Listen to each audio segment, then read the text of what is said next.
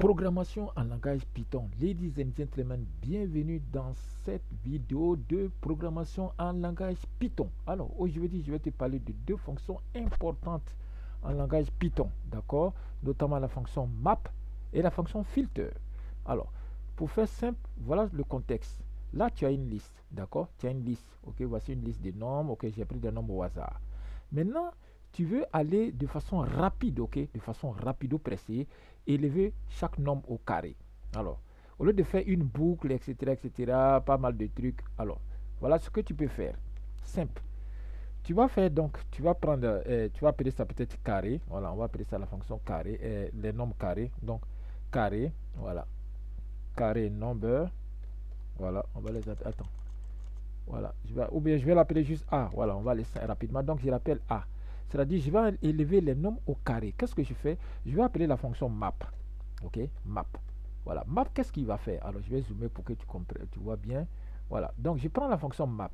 Ok, map, je vais m'intéresser d'abord à son deuxième argument. Voilà, donc ici, le deuxième ici, je lui donne sur quoi je vais travailler. Je vais travailler sur la liste. Ok, donc je copie la liste et je lui donne. Voilà, donc je lui donne. Voici la liste, je l'ai donné.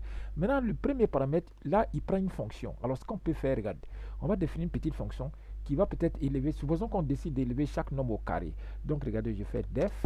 Et puis j'appelle la fonction carré, ok, carré, ok, et la fonction prend un nombre, ok, un nombre x, et dès que la fonction prend un nombre x, elle retourne le carré de ce x. Donc elle retourne x exposant 2, ok, donc ça fait x étoile étoile 2, ou bien vous pouvez mettre, voilà, x étoile étoile, voilà, 2. Voilà, ou bien vous mettez x fois x, c'est la même chose. Voilà, donc vous voyez, et cette fonction carré là, vous venez de donner ça ici comme premier argument, ok, à la fonction map, ok. Maintenant, quand la fonction map va finir, alors qu'est-ce qu'on va faire? On va juste dire d'afficher print, on va lui dire d'afficher son résultat qui est A, qu'on appelle A. Vous allez voir, les choses ne vont pas se passer comme on veut, comme on le souhaite. Alors, on y va. Regardez. En fait, il a marché, mais vous voyez, il donne le résultat sous forme d'objet. Ok, pour ceux qui ont fait le langage ici avec moi, vous voyez, non, ça ressemble à une adresse. Alors, c'est simple. Si vous voulez voir vraiment le vrai résultat, d'accord, il faut juste le caster en liste. Donc, vous mettez ici liste. Liste. Voilà. Vous castez le résultat en liste. Et voilà, maintenant, si j'exécute, regarde, ça va marcher. Et voilà, tu as vu, il a mis chaque nombre au carré. Maintenant, tu peux définir ce qu'on appelle les fonctions anonymes. Au lieu de te compliquer la vie à définir une fonction ici qui tient sur peut-être deux ou trois ou plusieurs lignes, tu peux définir ce qu'on appelle une fonction anonyme. Pour définir une fonction anonyme ici, ok, tu mets juste le mot-clé lambda. Lambda.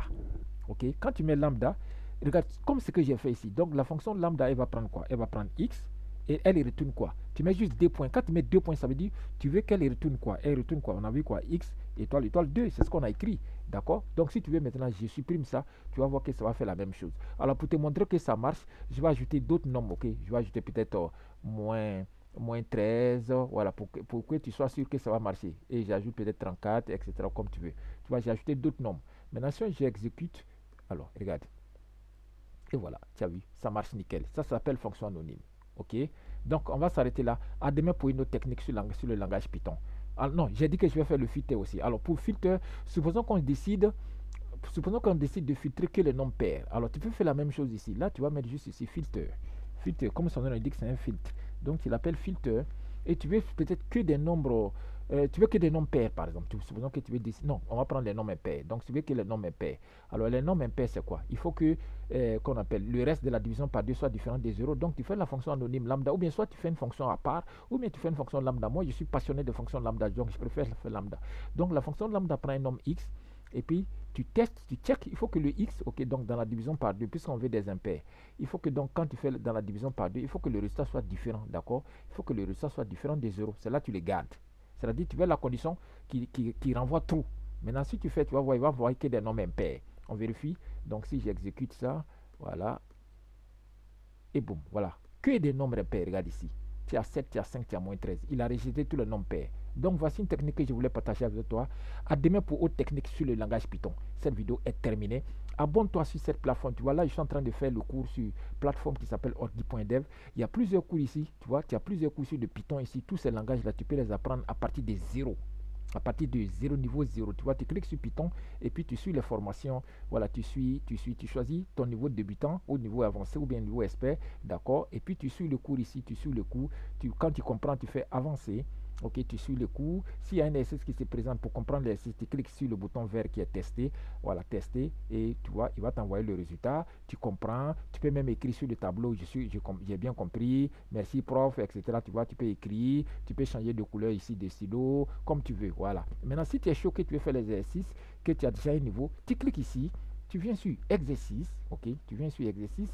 Et ici, il y a plusieurs exercices. Toutes ces cartes, il y a des exercices qui sont cachés. Supposons que tu veux faire le Python, le langage c'est Python. Tu prends ici, tu cliques sur le bleu. Ici, c'est le coton. Tu cliques sur le bleu.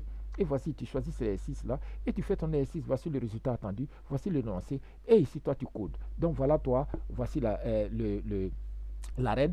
Le combat commence. Cette vidéo est terminée.